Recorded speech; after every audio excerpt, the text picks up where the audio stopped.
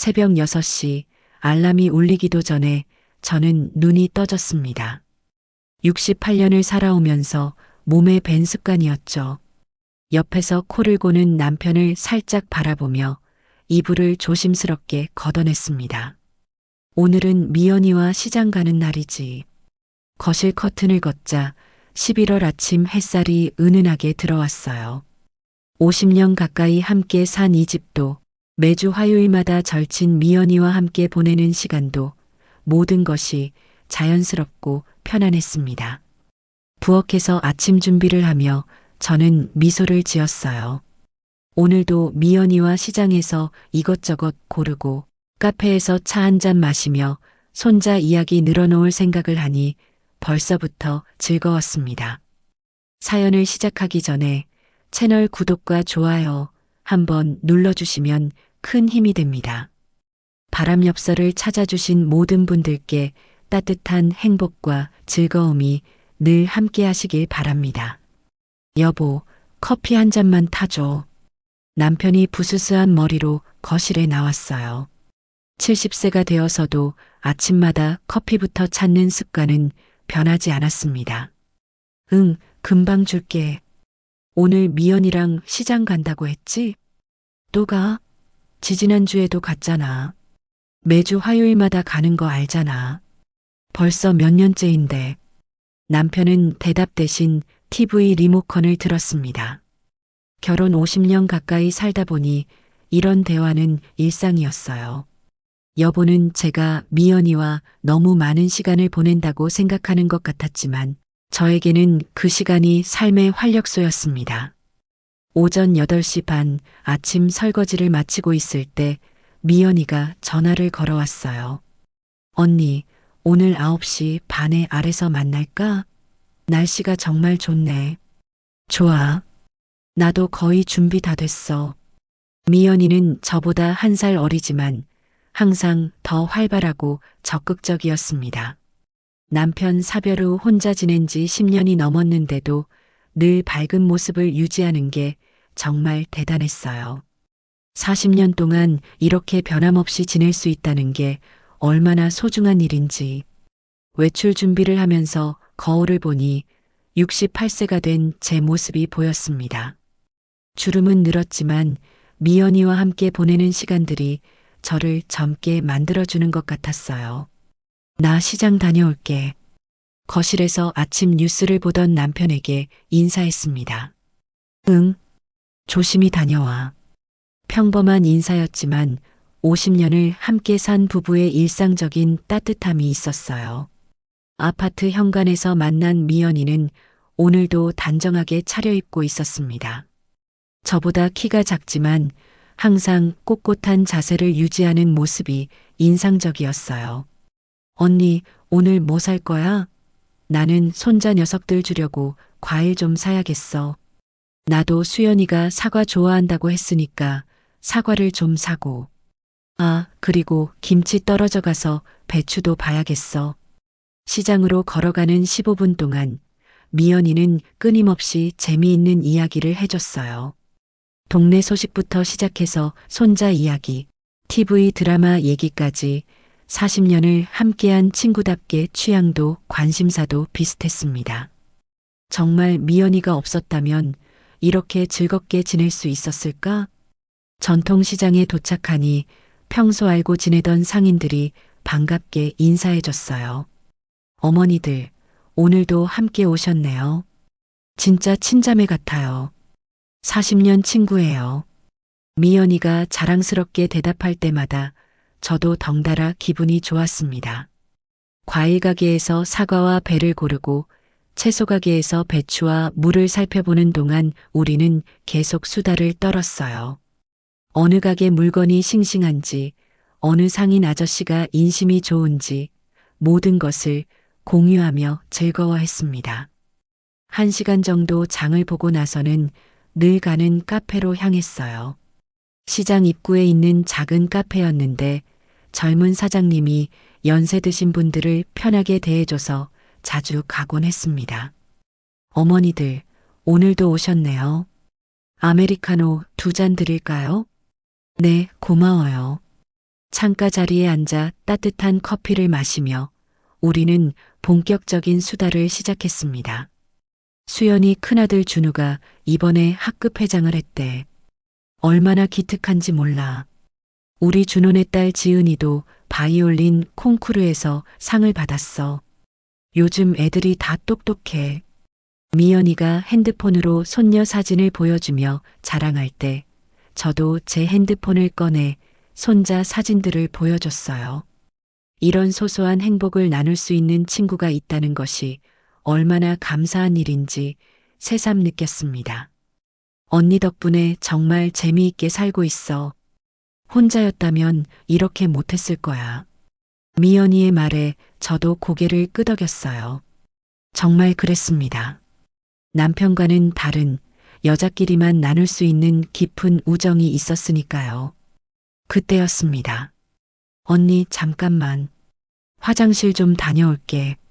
미연이가 자리에서 일어나면서 핸드폰을 테이블 위에 그냥 놓고 갔어요. 평소 같으면 전혀 신경 쓰지 않았을 텐데 그 순간 핸드폰 화면이 켜지면서 메시지 알림이 떴습니다. 문자 내용이 잠깐 화면에 떴다가 꺼졌는데 제 눈에 띈 발신자 이름에 심장이 멎는 것 같았어요. 종석 오빠. 그리고 메시지 내용 중 보인 몇 글자. 오늘 저녁에도 올 수 있어? 잠깐이었지만 분명히 봤습니다. 제 남편 이름으로 저장되어 있는 연락처에서 온 메시지를. 손이 떨렸습니다. 커피잔을 든 손에 힘이 들어가지 않았어요. 설마 그럴 리가 없어. 내가 잘못 본 거야. 하지만 분명히 봤어요. 종석 오빠라는 저장명을. 그리고 뭔가 은밀한 느낌의 메시지를. 미연이가 화장실에서 돌아올 때까지의 몇 분이 몇 시간처럼 느껴졌습니다. 가슴이 쿵쾅거려서 숨쉬기도 힘들었어요. 언니, 왜 그래? 얼굴이 하얗게 됐는데. 미연이가 걱정스럽게 물었지만 저는 아무렇지 않은 척 억지로 미소를 지었습니다. 아니야, 괜찮아. 그냥 갑자기 어지러워서. 요즘 환절기라 그래. 몸 조심해야 해, 언니. 무리하지 말고. 미연이의 걱정 어린 목소리가 평소와 다름없이 따뜻했어요. 40년 동안 저를 챙겨준 그 다정한 목소리가. 하지만 이상했습니다. 제 남편을 종석 오빠라고 부르고 그런 메시지를 주고받는다는 것이 40년 친구가. 설마 그럴 리가. 집으로 돌아가는 길 미연이는 평소처럼 제잘거렸지만 저는 전혀 집중할 수가 없었어요. 머릿속에서는 온갖 생각들이 돌고 있었습니다. 언니, 다음 주 화요일에도 시간 괜찮지? 응, 괜찮아. 대답은 했지만 제 마음은 전혀 괜찮지 않았어요. 집 앞에서 미연이와 헤어지면서도 저는 평상시처럼 웃으며 인사했습니다. 오늘도 즐거웠어, 미연아.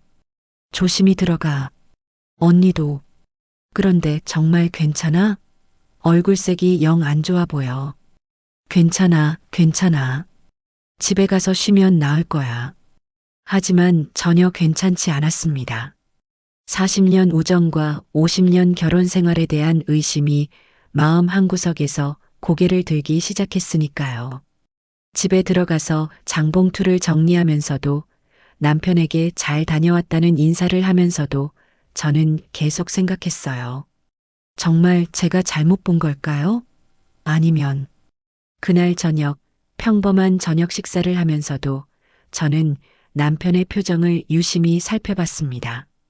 50년 가까이 함께 살면서 한 번도 의심해 본 적 없는 이 사람을.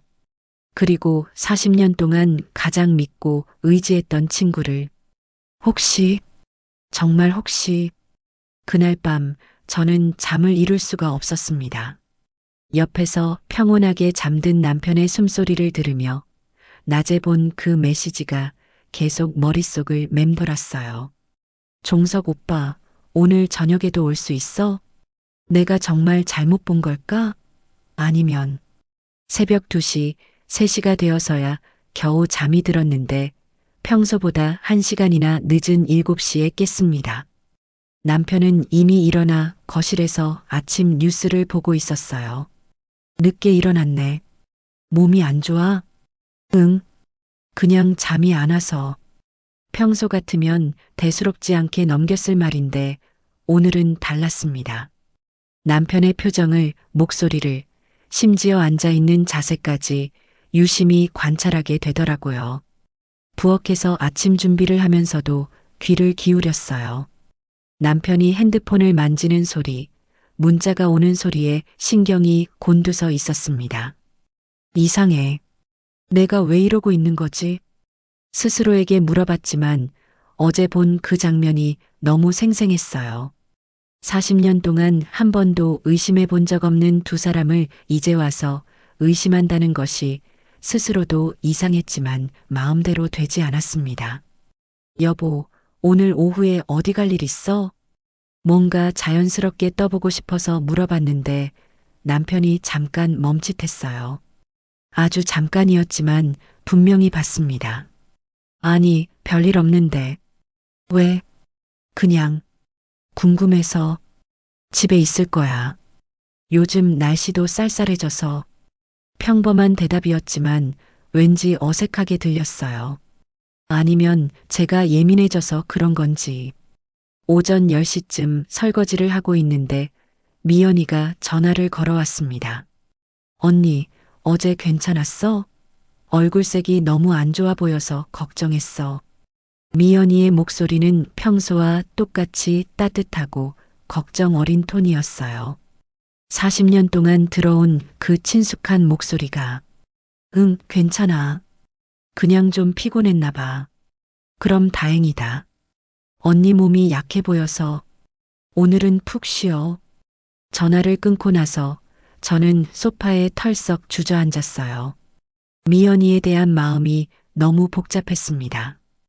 의심하고 싶지 않은데 자꾸 의심하게 되고 믿고 싶은데 어제 본 그 장면이 자꾸 떠올랐어요. 40년 동안, 정말 40년을. 문득 옛날 일들이 떠올랐습니다. 미연이가 저희 집에 놀러 올 때마다 남편과 자연스럽게 대화하던 모습들. 처음에는 그저 오랫동안 알고 지낸 사이라서 편하게 지내는 거라고 생각했었는데 10년 전 미연이 남편이 돌아가셨을 때를 떠올려 봤어요. 그때 미연이가 얼마나 힘들어했는지, 우리 부부가 얼마나 많이 도와줬는지, 특히 남편이 미연이를 많이 챙겨줬었죠. 그때부터였을까? 아니에요. 그럴 리가 없어요. 그때는 정말 어려운 이웃을 도와준 것뿐이었을 거예요. 하지만 지금 생각해보니 이상한 점들이 하나둘 보이기 시작했습니다. 미연이가 우리 집에 올 때마다 남편이 평소보다 말이 많아졌던 것. 저보다 남편이 미연이의 안부를 더 자주 물어봤던 것. 아니야, 내가 너무 예민하게 생각하는 거야. 점심 준비를 하면서도 계속 생각했어요. 40년 동안 가장 믿었던 친구와 50년 가까이 함께한 남편. 이 두 사람이 저를 배신했다는 건 상상조차 하기 싫었습니다. 점심 먹자. 남편을 부르는 제 목소리가 평소보다 딱딱하게 들렸어요. 스스로도 놀랄 정도로 식탁에 마주 앉아 밥을 먹는데 남편의 휴대폰이 울렸습니다. 평소 같으면 전혀 신경 쓰지 않았을 텐데 오늘은 조건 반사적으로 화면을 보게 되더라고요. 하지만 화면이 뒤집어져 있어서 누구인지 보이지 않았어요. 남편은 휴대폰을 보더니 그냥 무시했습니다. 받지 않아? 별로 중요하지 않은 전화야. 그 순간 남편의 표정을 유심히 봤는데 뭔가 어색해 보였어요. 아주 미묘하게 하지만 50년을 함께 산 부인의 눈에는 보이는 어색함이. 내가 너무 예민한 건가? 오후에 혼자 있을 때 저는 서재로 가서 오래된 사진첩을 꺼냈습니다. 40년간 미연이와 함께 찍은 사진들이 가득한 앨범이었어요. 첫 페이지부터 차근차근 넘겨보는데 새로운 것들이 보이기 시작했습니다. 미연이가 남편 옆에 서 있을 때의 자연스러운 모습, 남편이 미연이를 바라볼 때의 따뜻한 시선. 그냥 오랜 친구 사이라서 그런 거겠지. 하지만 의심이 한번 생기니까 모든 것이 다르게 보였어요. 10년 전 가족여행 사진에서 미연이가 남편 어깨에 살짝 기댄 모습, 5년 전 제 생일 파티에서 남편이 미연이의 의자를 빼주던 모습, 평범한 예의였겠지. 그냥 친절한 거였을 거야. 그렇게 스스로를 다독이면서도 마음 한구석에서는 계속 의심이 자라고 있었습니다. 저녁 무렵 남편이 갑자기 말했어요. 나 잠깐 동네 한 바퀴 돌고 올게. 왜? 갑자기? 답답해서 바람 좀 쐬고 싶어. 평소에도 가끔 산책을 나가곤 했지만 오늘은 왠지 다르게 느껴졌어요. 혹시 누구를 만나러 가는 건 아닐까? 남편이 나간 후 저는 안절부절 못하며 창가에 서서 밖을 내다봤습니다. 어떤 방향으로 갔는지, 누구와 함께 걷고 있는지 보려고 했지만 아무것도 보이지 않았어요. 내가 정말 이상해지는 건가? 40년 동안 한 번도 이런 기분을 느껴본 적이 없었는데 하루 만에 모든 것이 달라져 보였습니다. 가장 믿었던 사람들을 의심하게 되고 평범한 일상이 의심스럽게 보이고 1시간 후 남편이 돌아왔을 때 저는 평상시처럼 다녀왔어?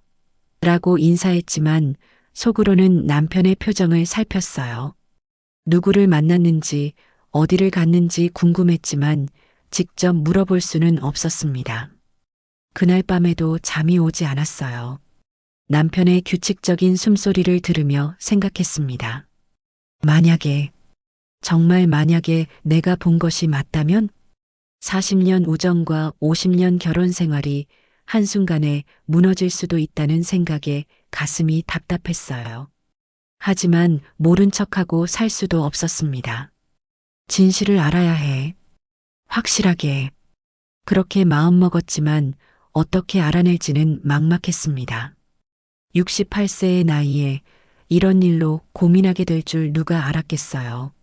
새벽이 되어서야 잠깐 잠이 들었는데 꿈속에서도 미연이와 남편이 나타나서 저를 괴롭혔습니다.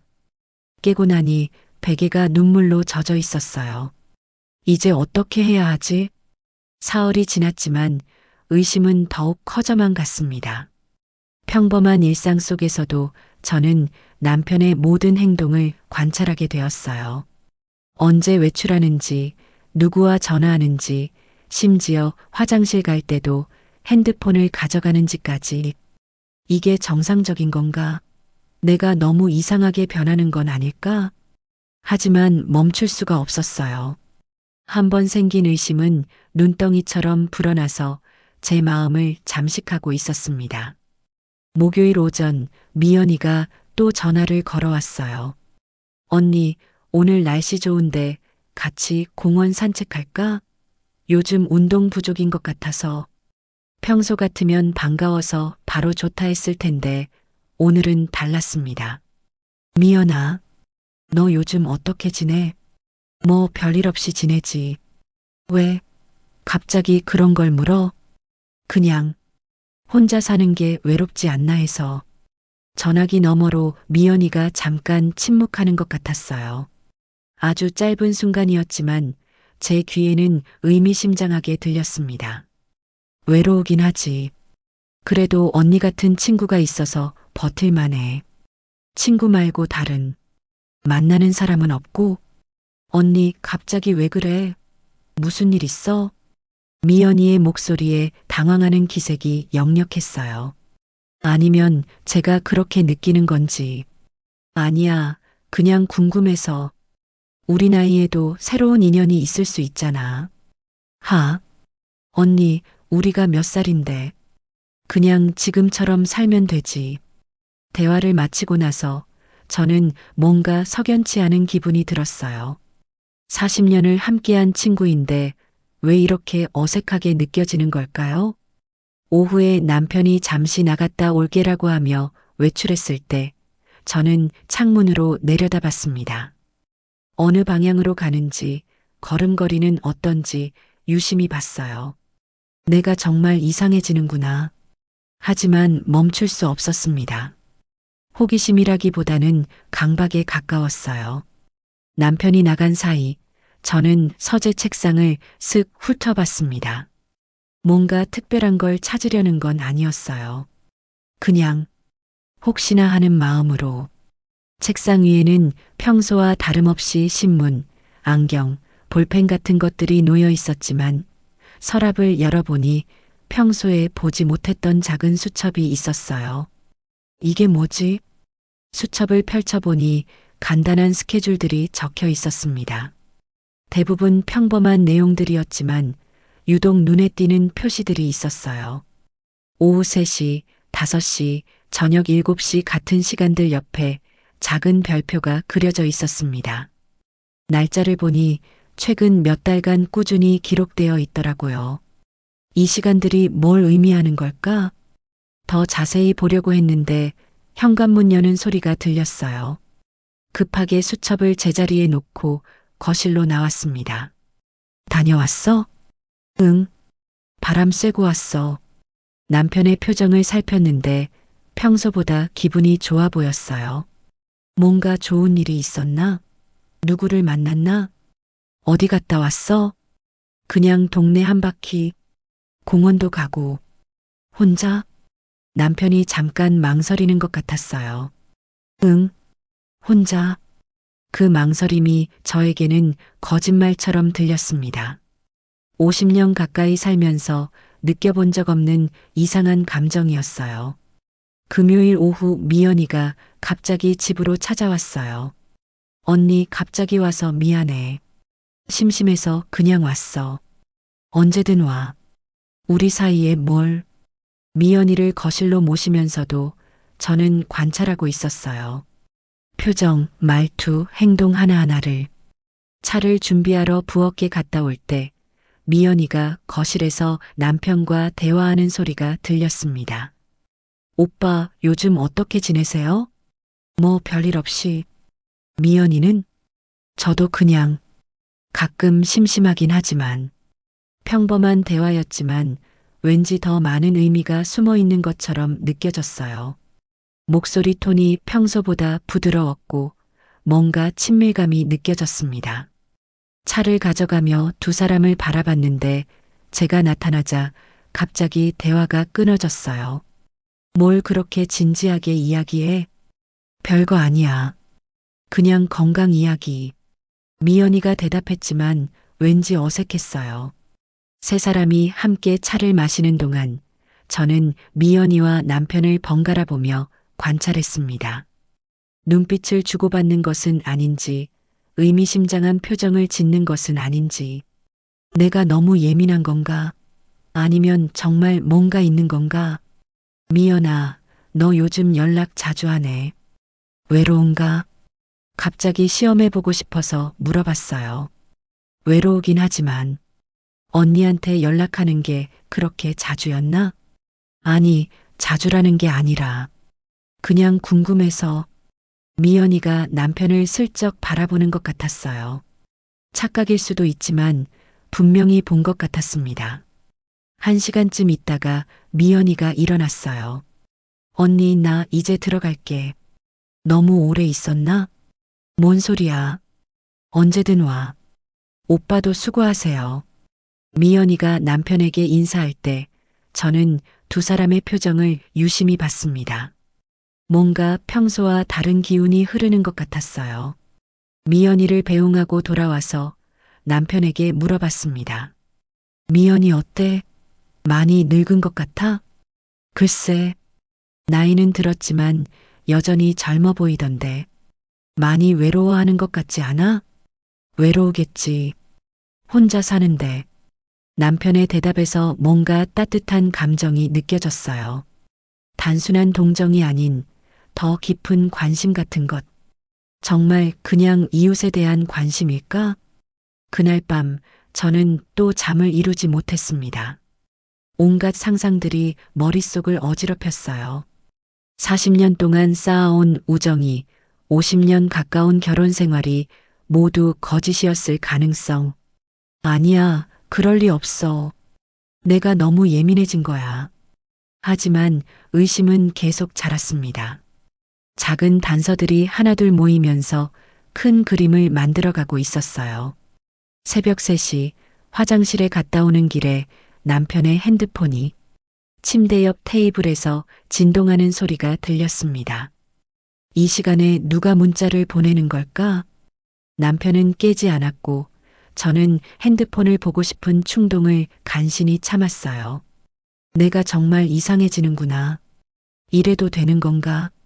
하지만 진실을 알고 싶다는 마음이 더 컸습니다. 68세가 되어서 이런 고민을 하게 될 줄이야. 다시 침대에 누워서 생각했어요. 어떻게 하면 확실하게 알 수 있을까? 의심만으로는 견딜 수 없었어요. 진실이 무엇이든 확실히 알고 싶었습니다. 내일부터는 좀 더 적극적으로 알아봐야겠어. 일주일 동안 혼자 끙끙 앓고 있으니 몸과 마음이 모두 지쳐갔습니다. 거울을 보니 뺨이 홀쭉해지고 눈 밑에 다크서클이 짙어져 있었어요. 이런 제 모습을 본 딸 수연이가 걱정하며 전화를 걸어왔습니다. 엄마, 목소리가 왜 그래? 감기라도 걸렸어? 아니야, 괜찮아. 그냥 좀 피곤해서. 요즘 자주 피곤하다고 하시네. 혹시 어디 아픈 데 없어? 병원 가봐야 하는 거 아니야? 수연이의 걱정 어린 목소리를 듣고 있으니 갑자기 눈물이 핑 돌았어요. 이 모든 고민을 혼자 감당하기에는 너무 벅찼습니다. 수연아, 엄마가 할 말이 있는데 시간 있을 때 한번 와줄 수 있겠니? 무슨 일인데? 목소리가 이상해. 전화로는 직접 봤으면 좋겠어. 알았어. 내일 오후에 갈게. 엄마, 정말 괜찮아? 다음 날 오후 수연이가 과일 봉지를 들고 집에 왔어요. 42세가 된 딸이지만 여전히 제게는 걱정스러운 아이였습니다. 엄마, 정말 많이 야위었네. 뭔 일이 있는 거야? 거실 소파에 나란히 앉아서 저는 한참을 망설였어요. 어떻게 시작해야 할지, 뭐라고 말해야 할지 막막했습니다. 수연아, 엄마가 이상한 소리를 할지도 모르겠는데 끝까지 들어줄 수 있겠니? 수연이의 표정이 진지해졌어요. 엄마, 무슨 일인데 그렇게 심각해? 혹시 몸에 어디 나쁜 데라도 있는 거야? 아니야, 그게 아니라.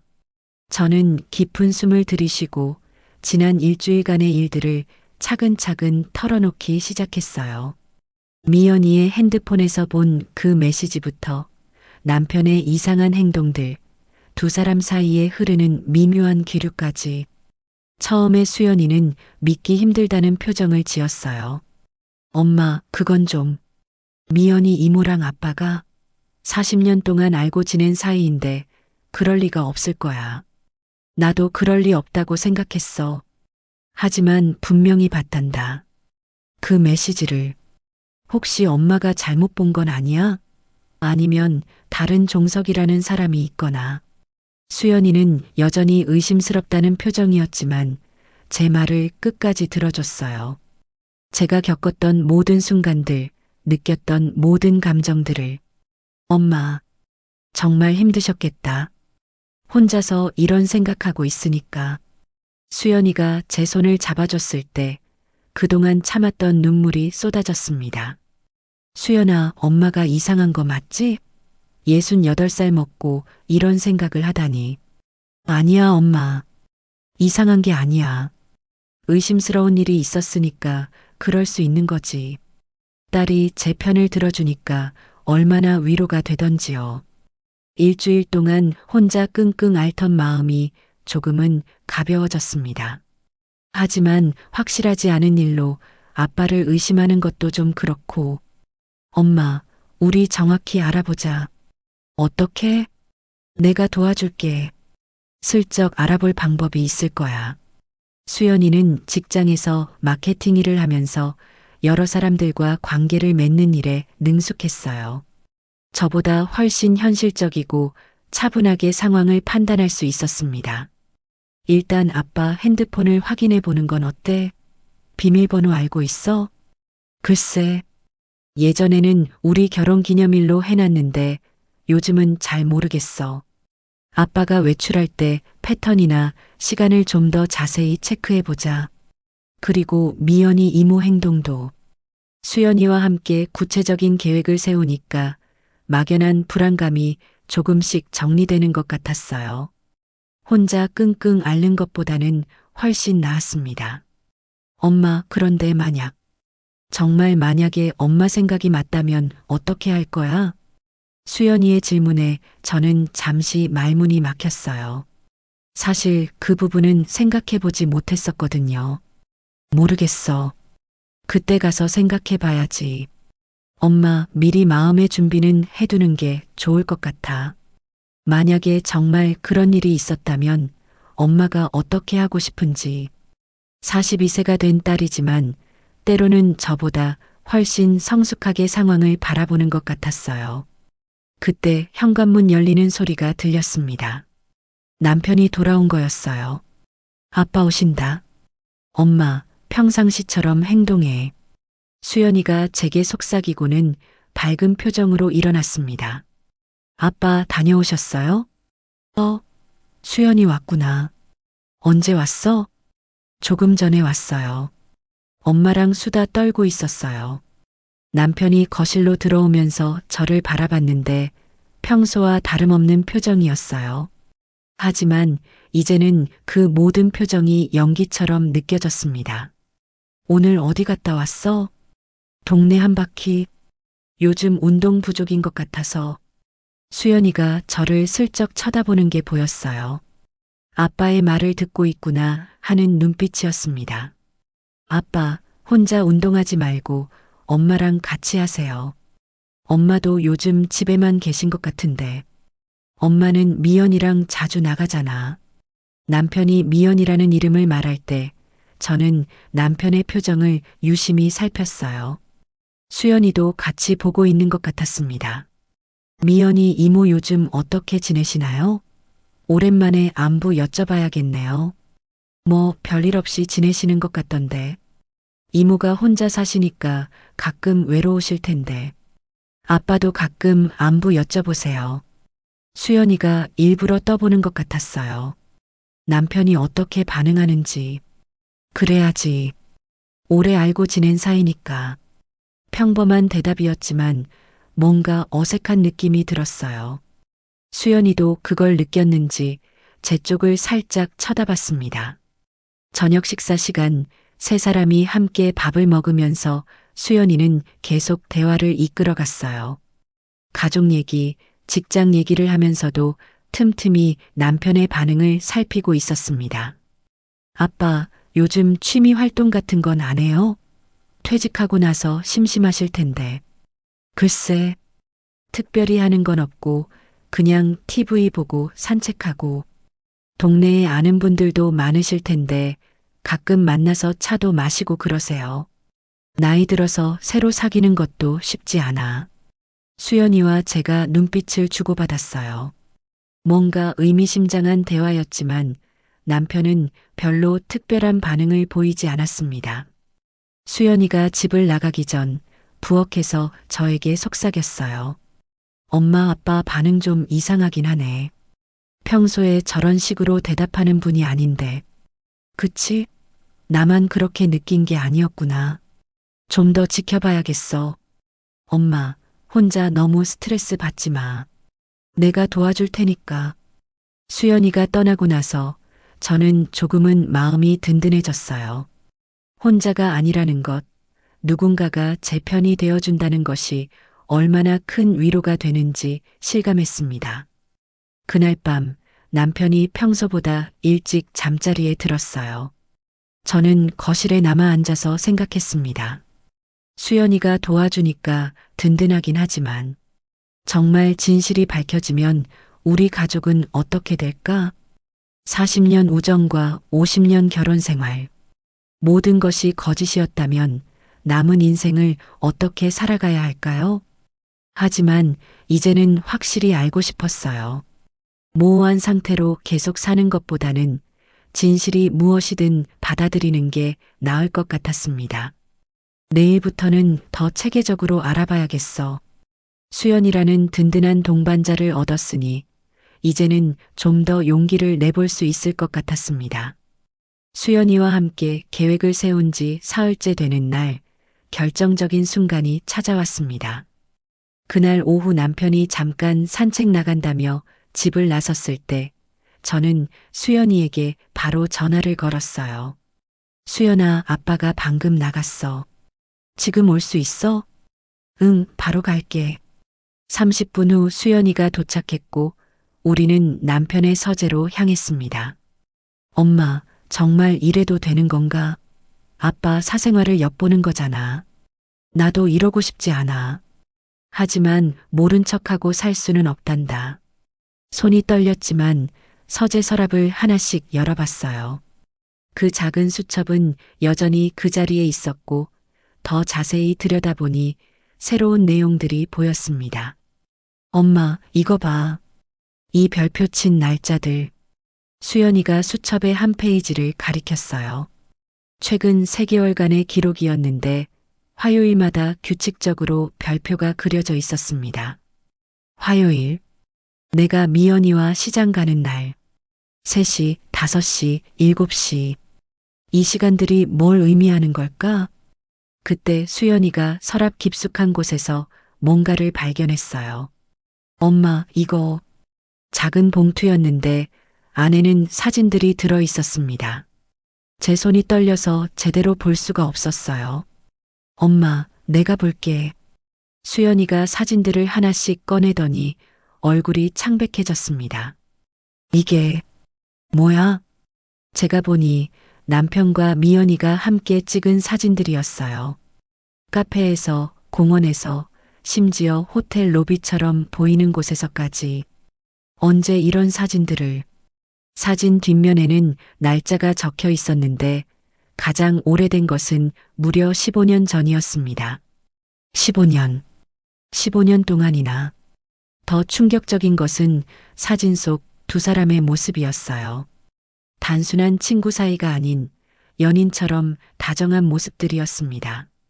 엄마, 앉아. 충격받지 마. 하지만 이미 늦었어요.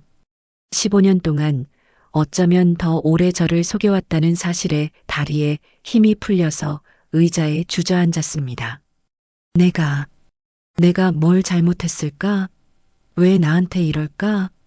수연이가 제 어깨를 감싸 안으며 위로했지만 머릿속이 하얗게 변해서 아무 생각이 나지 않았어요. 그런데 더 큰 충격이 기다리고 있었습니다. 봉투 가장 밑에는 편지가 한 통 있었거든요. 수연이가 조심스럽게 편지를 꺼내 읽어보더니 얼굴이 더욱 굳어졌어요. 엄마, 이건 너무. 뭐가 쓰여 있는데? 미연이 이모가 아빠한테 쓴 편지인 것 같아. 편지를 받아들고 읽는 순간 정말 세상이 무너지는 것 같았습니다. 오빠, 언니 앞에서 연기하는 게 이제 너무 힘들어요. 언니는 우리를 의심하고 있는 것 같아요. 어떻게 하면 좋을까요? 20년이나 이렇게 살았는데 언니가 알게 되면 우리는 어떻게 되는 걸까요? 언니를 사랑하지만 오빠도 포기할 수 없어요. 이런 제가 나쁜 여자겠죠? 하지만 오빠가 없으면 정말 살 수 없을 것 같아요. 편지는 거기서 끝나지 않았어요. 더 충격적인 내용이 뒤에 있었습니다. 언니한테만은 절대 들키면 안 돼요. 언니가 알면 40년 우정도 끝날 것이고 오빠 결혼 생활도 망가질 거예요. 우리가 조심스럽게 만나는 것도 언니를 위해서예요. 언니는 모르는 게 더 행복할 거라고 생각해요. 20년 동안이나. 제 목소리가 떨렸어요. 40년 친구가, 50년 남편이 20년 넘게 저를 속여왔다니. 엄마, 진정해. 너무 충격받지 마. 하지만 진정할 수가 없었어요. 가장 믿었던 두 사람이 저를 불쌍한 사람 취급하며 동정하고 있었다는 것이 더 큰 모욕으로 다가왔습니다. 그때 현관문 여는 소리가 들렸어요. 남편이 돌아온 거였습니다. 엄마, 빨리 정리해. 아빠 온다. 수연이가 급하게 사진들과 편지를 다시 봉투에 넣으려 했지만 저는 그냥 그 자리에 앉아 있었어요. 움직일 힘이 없었거든요. 여보, 수연이 또 왔구나. 남편이 서재 문을 열고 들어왔는데 우리가 서랍을 뒤지고 있는 모습을 보고는 표정이 굳어졌어요. 뭐 하는 거야? 순간 침묵이 흘렀습니다. 수연이는 당황하고 남편은 의심스러워했고 저는 그냥 멍하니 앉아 있었어요. 아빠, 이게 뭐예요? 수연이가 떨리는 목소리로 사진들을 내밀었습니다. 남편의 얼굴이 창백해졌어요. 그게 어디서? 서랍에서 나왔어요. 미연이 이모랑 찍은 사진들, 편지도 있고 남편이 주저앉았습니다. 더 이상 부인할 수 없다는 걸 아는 듯 했어요. 정희야, 내가 설명할게. 20년 동안 뭘 설명할 거야? 제 목소리는 차갑게 나왔습니다. 그동안 느껴보지 못한 분노와 배신감이 치밀어 올랐어요. 20년 동안 나를 바보로 만들어서 재미있었어? 40년 친구와 50년 남편이 짜고 나를 속이니까 얼마나 좋았겠어. 그게 아니야. 처음에는 정말 그럴 생각이 없었어. 미연이가 남편 잃고 너무 힘들어해서 위로해주다가 위로?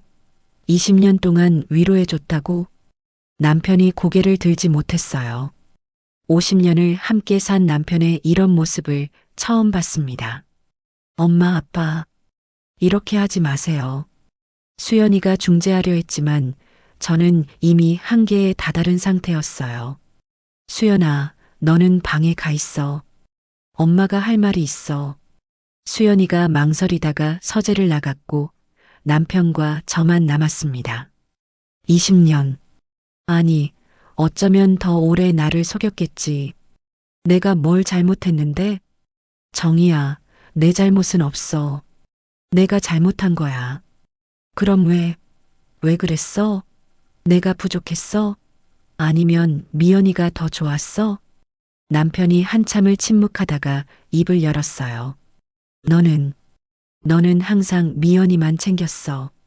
미연이와 시간 보내는 걸 더 좋아하는 것 같았고, 나는 그냥 집에 있는 가구 같았어. 그게 바람 피울 이유가 돼? 변명은 아니야. 하지만 미연이가 남편 잃고 외로워할 때 내가 위로해주면서 느낀 게 있었어.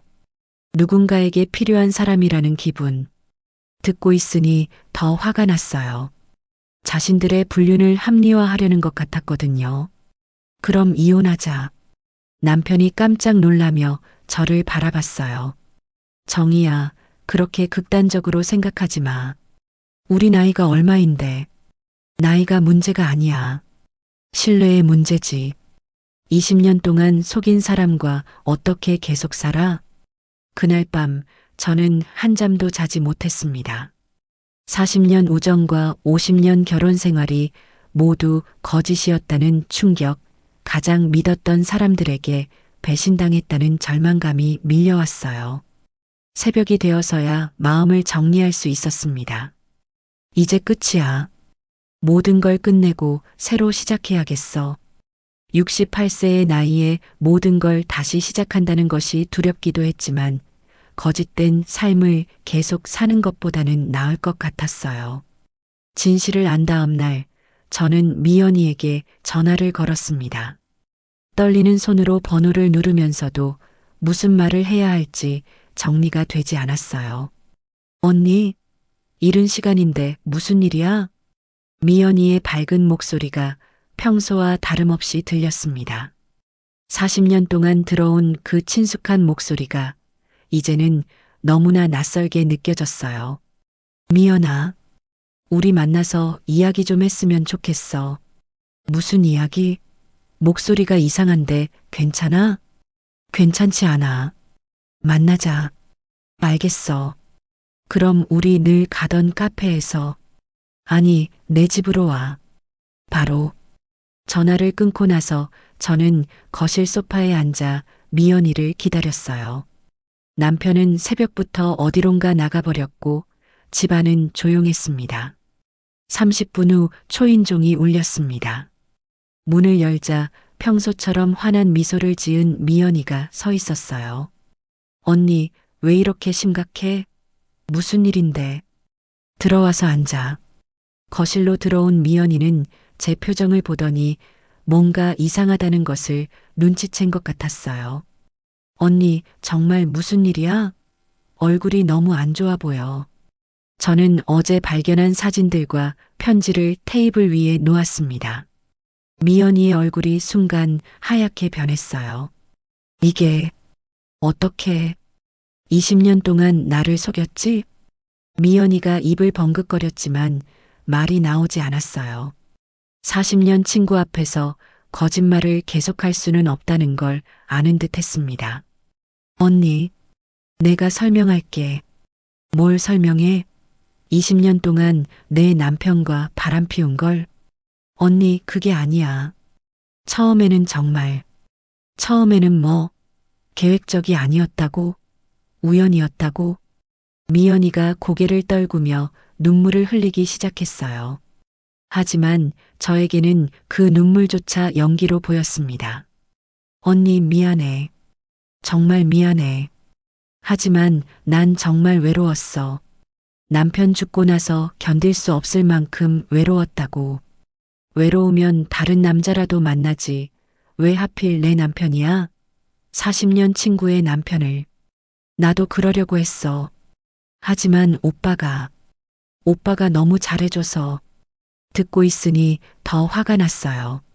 자신들의 불륜을 사랑으로 포장하려는 것 같았거든요. 잘해줘서? 내 남편이 너에게 잘해줘서 고마웠다고? 언니, 오해하지 마. 우리는 정말 오해?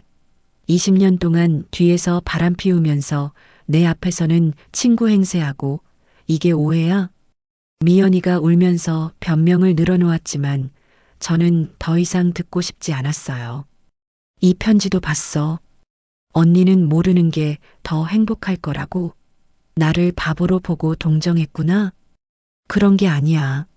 언니를 사랑하니까. 사랑하는 친구의 남편과 20년 동안 바람 피우는 게 사랑이야? 그때 미연이가 갑자기 화를 내기 시작했어요. 언니도 문제가 있었어. 항상 나만 챙기고 오빠는 소홀히 했잖아. 뭐라고? 오빠가 얼마나 외로워했는데. 언니는 나만 중요하지 남편은 안중에도 없었잖아. 저는 믿을 수가 없었어요. 20년 동안 제 남편을 유혹해놓고 이제는 제 탓이라고 하는 거였어요. 내 탓이라고? 내가 남편을 소홀히 해서 너희가 바람 피운 게 내 탓이야? 나만 탓하지 마. 오빠도 원했어. 아니, 오빠가 먼저 다가왔다고. 그만해. 더 이상 듣기 싫어. 그때 현관문이 열리는 소리가 들렸어요. 남편이 돌아온 거였습니다. 세 사람이 한자리에 모인 순간 공기가 얼어붙는 것 같았어요. 미연이가 여기 왜? 남편이 상황을 파악하고는 표정이 굳어졌습니다. 다 말했어. 20년간의 거짓말을 다. 저는 차갑게 말했어요. 그리고 두 사람을 번갈아 보며 말을 이었습니다. 이제 끝이야. 모든 게 끝이라고. 그때 수연이가 집에 들어왔어요. 어제 연락을 받고 온 것 같았습니다. 엄마, 미연이 이모도 계시네. 수연이가 어색한 분위기를 느꼈는지 조심스럽게 말했어요. 수연아, 다 알려줘야겠다. 내 아버지가 20년 동안 뭘 했는지. 엄마, 그런 식으로 하지 마세요. 하지만 저는 이미 참을 한계를 넘어섰어요. 내 아버지는 20년 동안 미연이와 바람 피웠어. 40년 친구가 내 남편을 유혹했고 내 남편은 거기에 넘어갔어. 그리고 둘이서 나를 바보로 만들어놨어. 수연이의 얼굴이 창백해졌어요. 아무리 예상했다고 해도 실제로 듣는 것과는 달랐을 거예요. 미연이 이모, 정말이에요? 미연이가 고개를 들지 못했고 남편도 마찬가지였습니다. 엄마, 이제 어떻게 하실 거예요? 이혼할 거야. 그리고 미연이와는 다신 안 볼 거고. 그때 미연이가 갑자기 울면서 제 앞에 무릎을 꿇었어요. 언니 제발 40년 우정을 생각해서라도 40년 우정? 그 40년 우정으로 내 남편을 유혹한 거야? 언니 정말 미안해. 내가 죽을 죄를 지었어. 하지만 40년을 한순간에 끊을 수는 없잖아. 너희가 20년 동안 그 우정을 짓밟았어. 이미 끝난 거야. 남편이 입을 열었어요. 정희야, 미연이 탓만 하지 마. 내 잘못이 더 커. 둘 다 똑같아. 똑같은 배신자들이야. 그때 아들 준호가 전화를 걸어왔어요.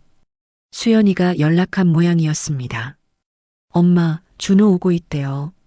30분 후 준호가 도착했고 온 가족이 거실에 모였어요. 미연이는 여전히 눈물을 흘리며 앉아 있었고 남편은 고개를 들지 못하고 있었습니다. 엄마, 진정하세요. 이렇게 극단적으로 생각하지 마시고. 준호가 중재하려 했지만 저는 이미 마음을 정한 상태였어요. 극단적? 20년 동안 속은 게 극단적이지. 내가 뭘 극단적으로 해? 하지만 엄마 나이가 68세인데 이혼하면 어떻게 사세요? 혼자라도 당당하게 살 거야. 거짓된 가족보다 낫지. 엄마, 다시 생각해 보세요. 미연이 이모도 아버지도 잘못을 인정하고 있잖아요. 인정한다고 20년이 없어져? 내가 받은 모욕이 사라져? 가족들이 모두 저를 말리려 했지만 저는 이미 결심을 굳혔어요. 다들 나가. 미연이, 너도 이제 내 집에 발도 들여놓지 마. 언니, 가라고. 40년 친구 행세는 이제 그만해. 미연이가 흐느끼며 집을 나갔고 남편도 짐을 싸서 나갔어요. 갑자기 조용해진 집에서 저는 혼자 앉아 있었습니다. 엄마, 정말 이렇게 해야 해요? 수연이가 걱정스럽게 물었지만 저는 대답하지 않았어요. 그날 밤 정말 혼자가 되었을 때 비로소 현실이 실감났습니다. 40년 친구도 50년 남편도 모두 잃었어요. 68세의 나이에 정말 혼자가 되었습니다. 이제 어떻게 살아야 하지? 두렵기도 했지만 한편으로는 후련하기도 했어요. 더 이상 거짓 속에서 살지 않아도 되니까요. 하지만 밤이 깊어갈수록 외로움이 밀려왔습니다. 68년 인생에서 가장 외롭고 절망적인 순간이었어요. 미연이와 남편이 집을 떠난 지 일주일이 지났습니다. 50년 가까이 함께 살던 집이 이렇게 조용할 줄은 몰랐어요. 하지만 이상하게도 마음은 점점 평온해지고 있었습니다. 수연이와 준호가 번갈아 가며 찾아와서 다시 생각해 보라고 설득했지만 저는 마음을 바꾸지 않았어요. 엄마, 정말 이렇게 살 수 있어요? 혼자서? 준호가 걱정스럽게 물었을 때 저는 처음으로 확신에 찬 목소리로 대답했습니다. 응, 혼자가 더 편해. 거짓말 속에서 사는 것보다는. 그날 오후 저는 집안을 정리하기 시작했어요. 남편의 옷가지들, 미연이와 함께 찍은 사진들, 40년간 모아둔 추억의 물건들을 하나씩 정리했습니다. 사진첩을 넘기면서 새삼 깨달은 것이 있었어요. 그 많은 사진 속에서 정작 제가 행복해 보이는 사진은 별로 없었다는 것. 늘 누군가를 챙기고 뒤에서 웃어주고 보살펴주는 모습만 있었어요. 내 인생에서 진짜 내가 주인공이었던 적이 있었나? 40년 동안 미연이를 챙겨주고 50년 동안 남편을 뒷바라지하고 자식들 키우느라 바쁘게 살았지만 정작 제 자신을 위한 시간은 얼마나 되었을까요? 저녁 무렵 수연이가 또 찾아왔어요. 이번에는 평소와 다른 표정이었습니다. 엄마, 아빠랑 통화했어. 그래서 아빠가 정말 후회하고 있대. 미연이 이모도 마찬가지고 후회한다고 20년이 없어지나? 그게 아니라 엄마 마음을 이제야 알겠다는 거야. 수연이가 의자를 제 옆으로 끌어와서 앉았어요. 엄마, 나도 처음엔 엄마가 너무 극단적으로 행동하는 거라고 생각했어. 하지만 이번 일주일 동안 엄마 모습을 보면서 알았어. 뭘? 엄마가 얼마나 강한 사람인지, 그리고 얼마나 오랫동안 참고 희생하며 살아왔는지. 수연이의 말에 눈물이 핑 돌았어요. 자식들조차 제 마음을 제대로 알아주지 못한다고 생각했는데 수연이만큼은 이해해주는 것 같았습니다. 엄마, 미안해. 처음엔 엄마가 괜히 고집 부리는 거라고 생각했어. 하지만 엄마 입장에서 생각해보니까 이럴 수밖에 없겠더라. 고마워, 수연아. 내가 이해해주니까 힘이 나. 엄마가 결정한 거면 나도 존중할게. 대신 혼자 외롭지 않게 자주 올게. 그날 밤 혼자 저녁을 먹으면서 생각했어요. 68년을 살면서 이렇게 혼자 밥을 먹어본 적이 별로 없었구나. 결혼 전에는 부모님과, 결혼 후에는 남편과 자식들과, 그리고 가끔 미연이와 함께. 혼자 먹는 밥이 이렇게 편할 줄이야. 누구 눈치 볼 필요도 없고 내가 먹고 싶은 것만 해 먹으면 되고 내 페이스대로 먹으면 되고. 사흘 후 예상치 못한 일이 생겼어요. 동네에서 만나던 할머니들이 하나둘 연락을 해온 거였습니다. 정희 씨, 요즘 안 보이시네요. 괜찮으세요? 혹시 몸이 편찮으세요? 미연 씨도 안 보이고. 처음에는 대답하기 어려웠어요. 뭐라고 설명해야 할지 막막했거든요. 하지만 며칠 지나니까 담담하게 말할 수 있더라고요. 미연이와는 이제 안 만나요. 사정이 있어서요. 남편과는 따로 살고 있어요. 제가 선택한 일이에요. 처음에는 다들 놀라워했지만 제가 당당하게 말하니까 더 이상 자세히 묻지 않더라고요. 일주일째 되는 날 준호가 심각한 표정으로 찾아왔어요. 엄마, 아빠가 많이 힘들어해요. 그렇겠지. 미연이 이모도 우울증으로 병원 다닌대요. 그건 그분들이 해결할 일이야. 엄마도 미안하다고 생각 안 해요? 40년 친구인데. 그때 저는 처음으로 화를 냈어요. 내가 뭘 미안해야 해? 20년 동안 속인 사람들한테? 그렇지만, 준호야, 내가 만약 아내가 20년 동안 내 친구와 바람 피운 걸 알게 됐다면 어떻겠어? 용서할 수 있겠어? 준호가 말문이 막혔어요. 엄마는 평생 다른 사람들을 위해서 살았어. 이제라도 내 뜻대로 살고 싶단다. 하지만 엄마 나이가 뭐? 나이 들면 거짓말 속에서 살아야 해? 배신당해도 참고 살아야 해? 제 목소리가 단호했어요. 68년을 살면서 이렇게 확신에 찬 목소리로 말해본 적이 언제였던가요? 엄마, 정말 후회 없으세요? 후회? 왜 후회해? 이제야 진짜 내 인생을 사는 것 같은데. 그날 저녁 저는 거실에 혼자 앉아서 차를 마시며 생각했어요. 지난 일주일 동안 혼자 지내면서 느낀 것들을 정리해 보니 오히려 마음이 가벼워진 것 같았어요. 아침에 눈을 떠도 누구 기분 맞춰줄 필요가 없고 하고 싶은 일을 하고 먹고 싶은 것을 먹고 보고 싶은 TV를 보고 이런 게 진짜 자유구나 하고 느꼈습니다. 며칠 후 동네 문화센터에서 하는 서예 강습을 신청했어요. 젊었을 때 배우고 싶었지만 가족들 뒷바라지하느라 못했던 것이었습니다. 첫 수업날 강사 선생님이 말씀하셨어요. 서예는 마음을 비우고 자신과 만나는 시간입니다. 붓을 들고 한 글자 한 글자 써내려가는데 정말로 마음이 비워지는 것 같았어요. 68년 동안 이렇게 조용하고 평온한 시간을 가져본 적이 있었나 싶었습니다. 수업이 끝나고 집에 오는 길, 우연히 미연이를 마주쳤어요. 10여일 만에 본 건데 많이 야위어 있었습니다. 언니, 미연이가 저를 보더니 눈물을 흘렸어요. 하지만 저는 아무런 감정의 변화가 없었습니다. 언니, 나 정말 미안해. 용서해 줄 수 없어? 용서는 했어. 하지만 다시 친구가 될 수는 없어. 40년을, 40년을 한순간에 끊을 수 있어? 너희가 20년 동안 그 40년을 배신했잖아. 미연이가 더 이상 할 말이 없다는 듯 고개를 떨궜어요. 언니, 그럼 나는 어떻게 살아야 해? 나도 68세부터 새로 배우고 있어. 혼자 사는 법을. 그리고 저는 미연이를 뒤로하고 집으로 향했습니다. 뒤돌아보지 않았어요. 집에 도착해서 거울을 보니 10여일 전에 제 모습과는 확실히 달라져 있었습니다.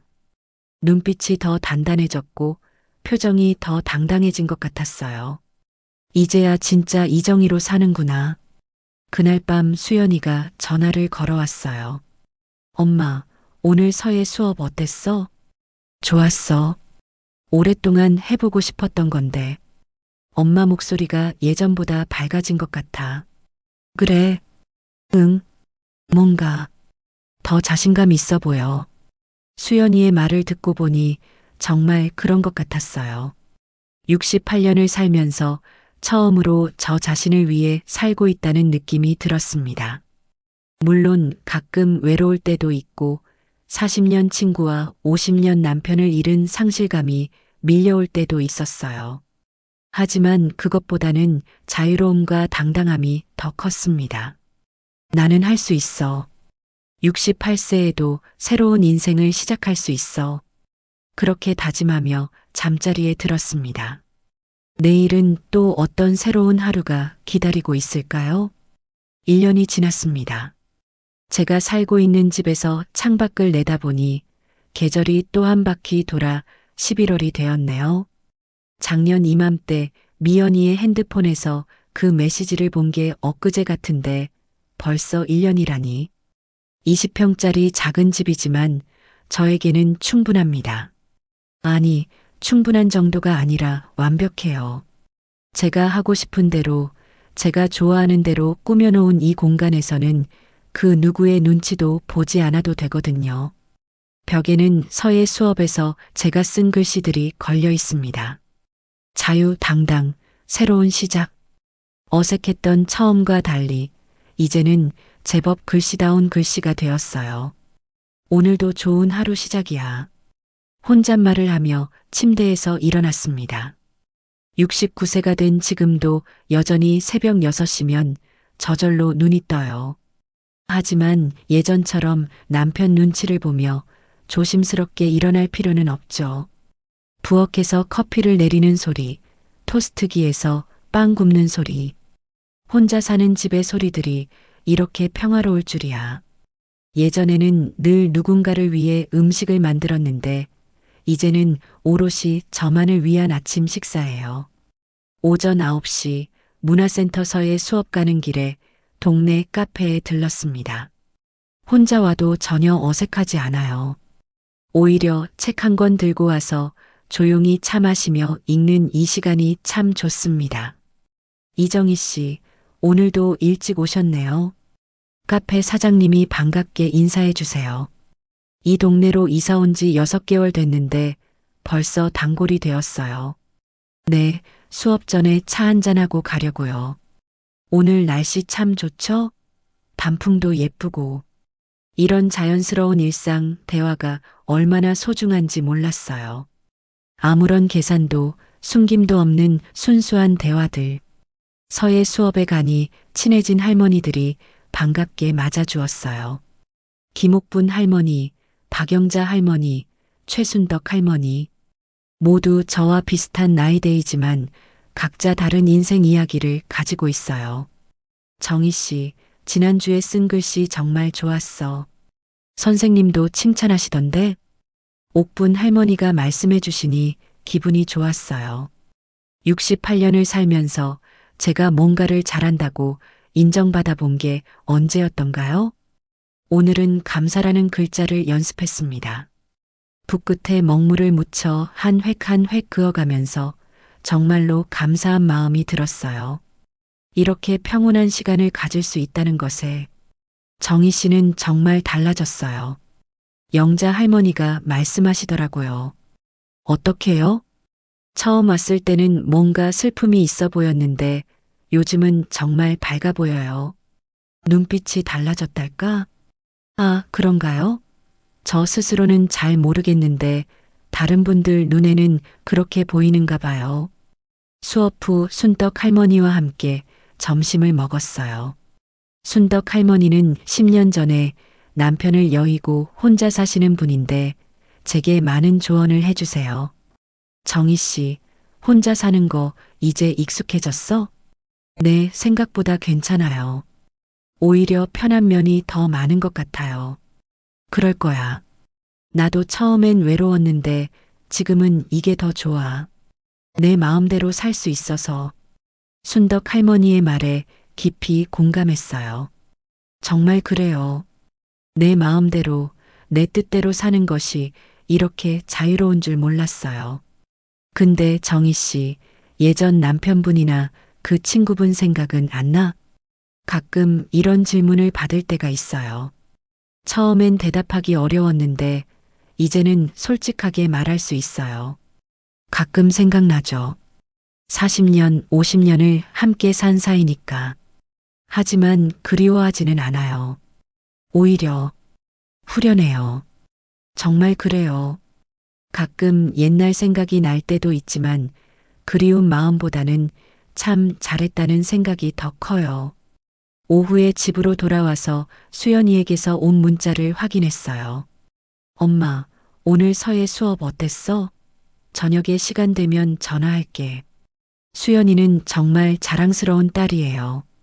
처음엔 제 결정을 이해하지 못했지만 지금은 누구보다 제 편이 되어주고 있어요. 일주일에 2번씩은 꼭 안부 전화를 하고 한 달에 한 번은 찾아와서 함께 식사도 해요. 준호도 마찬가지예요. 처음에는 엄마가 너무 극단적이라고 했었는데 몇 달 지나서는 엄마가 옳았다고 말해주더라고요. 저녁 무렵 마트에 장을 보러 갔어요. 예전에는 식구가 많으니까 이것저것 많이 샀는데 지금은 정말 간단해요. 제가 먹고 싶은 것만, 제가 필요한 것만. 마트에서 우연히 옛날 동네에서 알던 할머니를 만났어요. 어머, 정희 씨, 여기서 뭘 하세요? 아, 안녕하세요. 여기 이사 왔어요. 이사요? 그럼 미연 씨랑도 멀어졌네요. 40년 친구였는데. 이런 말을 들을 때마다 처음엔 어색했는데 이제는 태연하게 대답할 수 있어요. 네, 이제 안 만나요. 사정이 있어서요. 남편분은요? 따로 살고 있어요. 더 이상 자세한 설명을 하지 않아도 제 표정만 봐도 아시는지 더 묻지 않으시더라고요. 집에 와서 저녁을 준비하면서 생각했어요. 1년 전 이맘때의 저와 지금의 저는 정말 다른 사람 같아요. 1년 전에는 의심과 배신감에 괴로워하며 40년 우정과 50년 결혼 생활이 무너지는 걸 지켜봐야 했었죠. 그때는 정말 세상이 끝난 것 같았어요. 하지만 지금은 어떤가요? 매일 아침 눈을 뜰 때마다 감사한 마음이 들어요. 아무도 속이지 않고 아무에게도 속지 않는 투명한 하루하루를 살 수 있어서요. 저녁 8시 수연이가 약속대로 전화를 걸어왔어요. 엄마, 오늘 하루 어땠어? 좋았어. 서예 수업도 하고 할머니들이랑 점심도 먹고 엄마 목소리 들으니까 정말 행복해 보여. 나도 기뻐. 고마워, 수연아. 내가 이해해줘서. 엄마, 그런데 혹시 외롭지는 않아? 가끔 수연이가 이런 질문을 해요. 걱정이 되나 봐요. 외롭긴 하지. 하지만 나쁜 외로움이 아니야. 오히려 평온한 외로움이랄까? 평온한 외로움? 응. 거짓 속에서 사람들과 함께 있을 때의 외로움보다는 훨씬 나아. 진짜 혼자지만 진짜 자유로워. 수연이가 제 말을 이해하는지 한참 조용했어요. 엄마, 나도 엄마처럼 강해지고 싶어. 너도 충분히 강한 아이야. 엄마를 믿어주고 지지해준 것만으로도. 전화를 끊고 저는 베란다로 나가서 밤하늘을 올려다봤어요. 별이 참 많이 보이네요. 예전 집에서는 이렇게 별이 많은 줄 몰랐는데 69년을 살면서 이제야 진짜 내 인생을 사는구나. 가끔 이런 생각이 들어요. 68년 동안은 누군가의 딸로, 누군가의 아내로, 누군가의 엄마로 살았다면 이제는 진짜 이정희로 살고 있다고. 물론 완전히 외롭지 않은 건 아니에요. 40년 친구의 빈자리, 50년 남편의 빈자리가 가끔 크게 느껴질 때도 있어요.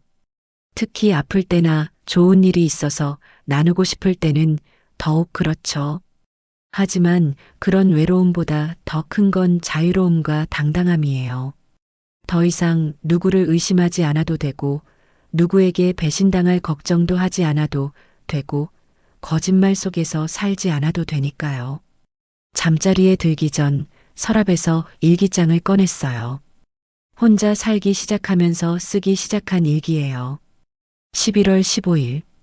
오늘도 평온하고 감사한 하루였다. 서예 수업에서 선생님께 칭찬받았고 할머니들과 즐거운 점심시간을 가졌다. 수연이의 목소리도 들었고 69세의 새로운 인생이 이렇게 충실할 줄 몰랐다. 거짓 없는 하루하루가 이렇게 소중할 줄이야.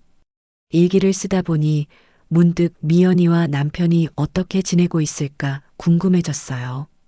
수연이 말로는 남편이 혼자 작은 고시원에서 지내고 있다고 하고 미연이는 우울증이 더 심해져서 병원 치료를 받고 있다고 하더라고요. 미안하다는 생각은 들지 않아. 하지만 원망하지도 않아. 정말 그래요. 더 이상 그 사람들에게 화가 나지도 않아요. 그냥 내 인생에서 지나간 사람들이구나 하는 생각이 들어요. 대신 새로운 사람들이 제 삶에 들어왔어요. 서예 교실의 할머니들, 동네 카페 사장님, 아파트 관리소 아저씨까지 모두 진실하고 따뜻한 사람들이에요. 내일은 또 어떤 하루가 될까요? 서예 수업도 있고 옥분 할머니와 함께 영화 보기로 약속도 했어요. 생각해보니 40년 친구와 함께 영화 본 적은 별로 없었는데 새로운 친구와는 이런 일상적인 즐거움을 나눌 수 있네요. 내일도 좋은 하루가 될 거야. 이렇게 확신할 수 있다는 것이 얼마나 큰 행복인지 몰라요. 69세에 새로 배우는 인생의 기쁨이에요. 전등을 끄고 누우니 집은 조용해졌지만 제 마음은 충만했어요. 혼자이지만 외롭지 않고 늙었지만 새롭고 많은 것을 잃었지만 더 소중한 것을 찾은 기분이에요. 정희야, 수고 많았어. 이제야 진짜 내 인생을 사는구나. 스스로에게 격려의 말을 해주며 잠에 들었습니다. 내일도 모레도 그 이후의 모든 날들이 진실되고 당당한 하루가 되기를 바라면서요. 69세, 새로운 인생의 시작입니다. 오늘의 이야기는 여기서 끝맺습니다. 여러분이 어느 자리에서 이 시간을 함께하고 계신지 댓글로 들려주시면 참 기쁠 것 같습니다. 오늘도 마음 편안하고 건강한 하루 되시길 바랍니다.